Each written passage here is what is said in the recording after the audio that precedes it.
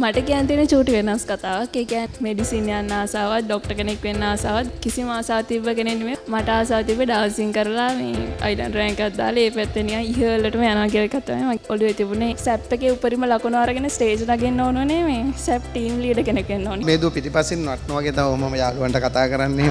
මම මෙතන ඉඳලා දකින්නවා අත් දෙකෙන්ම තමයි කියන්නේ මම හිතේ නටනවා වගේ කියන්නේ මම දැන් මේක තේරුම් ගත්තේ. දෙලිනි හසන්දි විහාරමාදේ බාලිකා විද්‍යාලයේ physics A chemistry A bio B වල ඒ දෙකයි B එක අරගෙන තියෙන මෙඩිසින් යන්න පුළුවන්. ඉතින් ෆිසික්ස් කෙමිස්ට්‍රි එකෙන් තමයි යාගේ ඉස ඩිස්කෝ 1.067කට උඩට ගිහිල්ලා මෙඩිසින් යන්න හැදිලා තියෙන්නේ. ෆිසික්ස් හොඳට කලින් හින්දා. ඒ දෙකයි B එකක් ගත්තත් ඒ මෙඩිසින් හදාගන්න පුළුවන්. මට කියන්න තියෙන චූටි වෙනස් කතාවක්. ඒ කියන්නේ හේතුව මේ මම මෙඩිසින් යන්න ආසාවක්, ડોක්ටර් කෙනෙක් වෙන්න ආසාවක්, බයෝ කරන්නවත් අර කිසිම ආසාවක් තිබ්බ කෙනෙක් නෙමෙයි පුංචි කාලේ. මට ආසාව තිබ්බේ ඩාන්සින් කරලා මේ අයිලන්ඩ් රෑන්ක් එකක් දාලා ඒ පැත්තේ නිකන් ඉහළටම යනවා කියලා එකක් තමයි මගේ ඔළුවේ තිබුණේ A level ගැන අදහසක් තිබ්බ කාලේ. පස්සේ මේ O level අන්තිම සබ්ජෙක්ට් එක ලියලා ඇවිල්ලා ගෙදර ඇවිල්ලා අම්මා එක්ක කතා කරේ මම මොනවද A level වලට කරන්නේ. ගෙදරින් ලොකු කැමැත්තක් තිබුණේ නැහැ. ඉතින් ආර්ට්ස් ගන්නවට. පස්සේ අපේ අම්මට පුංචි කාලේ ඉඳන් ආසාවක් තිබිලා තියෙනවා මාව ડોක්ටර් කෙනෙක් කරන්න. ඒක මේ කිව්වේ මම A level කිට්ටු කරලා. එතකම් ඉතින් අම්මා කිව්වේ නෑ යා මම ડોක්ටර් කෙනෙක් වෙනවට ආසයි කියලා. කොහොමරිදී අපේ අම්මා ඒ කාලේ මේ මෙඩිකල් එක්සිබිෂන් එකවත් බලන්න එක්කන් ගියා. ඒ එක්කන් ගිහින් තියෙන්නේ නිකමට හරි මට ආසෙ හිතේද කියලා මේ ડોක්ටර් කෙනෙක් වෙනවද කියලා බලන්න. මං ගෙදර ඇවිල්ලා ගිහලා අනේ අම්මේ ළමයි ටිකක් වට කරන් නටනවා වගේද මේ ડોක්ටර් කෙනෙක් කියලා කිව්වලු. ඉතින් මං ඇත්තටම ආවේ බයෝ කරන්න කිසිම ආසාවකින් නෙමෙයි. ඊට පස්සේ කොහොම හරි පළවෙනි මාස 6ෙත් මම හැම ලොකුවට වැඩ කරේ නෑ. නර්සරි එක ගන්නන්න ගියා. එහෙම ඉතින් අර ඒලවල ලොකුවටම බර දීලා කලේ නැහැ. හැබැයි මගේ ඔළුවේ තිබුණා මේ බයෝ කරනවා කියද්දී මේ S3ක් දාන එක මාර වැඩක් කියලා. ඒ කියන්නේ O level maths වලට ඒ ගත්ත එහෙම අයියලා F3යි S3යි එහෙම. එතකොට මං හිතන් හිටියා නිකන් E3ක් දානවා කියන්නේ ඒක අර මං හිතලා වැඩක් නැහැ ඒක හීනයක් කියලා. ඒ වෙනකොටත් හැබැයි මම ක්ලාස් එකේ වැඩ ටික කරා. ඒ කියන්නේ සර් ඉස්සරගෙන ටියුට් 3 පාරක් හදන්න කියලා.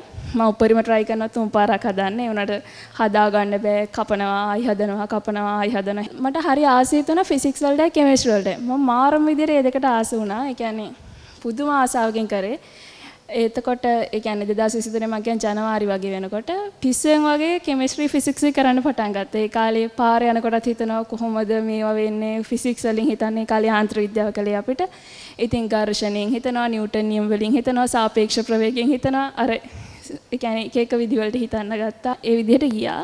ඊට පස්සේ කොහොම හරි 2023 මුලින් ඉඳලා උඩරිම ඒ ලෙවල්ට බර දීලා වැඩ කරන්න පටන් ගත්තා. මුළු ජීවිතේම උනේ ඒ ලෙවල්. ඒත් මට මෙඩිසින් යන්න ආසාවකට නෙමෙයි මේ ෆිසික්ස් වලට කෙමිස්ට්‍රි වලට තිබ්බ ආසාවට. එතකොට ඒ කාලේ ටර්ම් ටෙස්ට් තිබ්බාම සාමාන්‍යයෙන් ෆිසික්ස් වලට හොඳටම ලකුණු තිබුණා. අර ලකුණු එනකොටත් ආසයිනේ තව කරන්න. එහෙම කරා. ඊට පස්සේ ඉස්සර ෆුසැලස් වගේ ඉතින් RAM එක කරන් try කරන විනාඩි 10කට අඩු කාලෙකින්. ඊට පස්සේ SAP exams ගන්නත් කියන්න ඕනේ මේ. 13 වසර වෙනකොට මට පොඩි ආසාවක් තිබුණා මේ හොඳ රිසල්ට් එකක් දාන්න. මොකද ලකුණු වෙන හින්දා. එතකොට මේ SAP exams නම් කරේස ඇත්තටම SAP team leader කෙනෙක් වෙන්න නම් SAP එකේ හොඳ average එකක් තියෙන්න ඕන කියලා සර් කිව්වා මේ.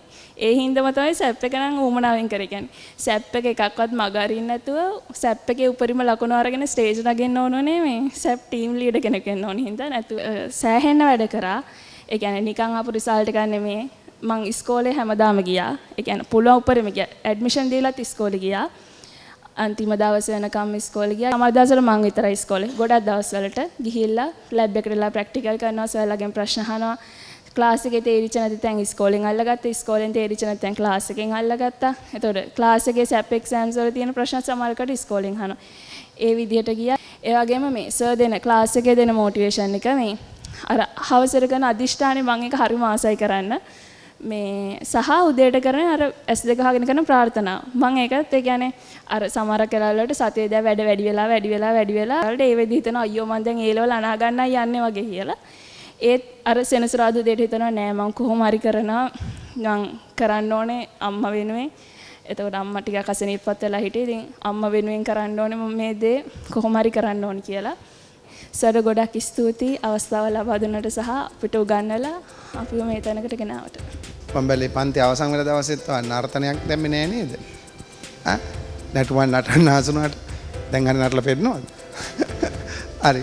මොකක්වත් මේ දූ පිටිපස්සෙන් නටනවා වගේ තමයි මම යාළුවන්ට කතා කරන්නේ එහෙම. මම මෙතන ඉඳලා දකින්නවා ස්ටේජ් එකේ ඉඳලා අත් දෙකෙන්ම තමයි කියන්නේ මම හිතේ නටනවා වගේ කියන්නේ මම දැන් මේක තේරුම් ගත්තේ. හරි. නේද නේ පුතාලා එහෙම නේද කතා කරන්නේ.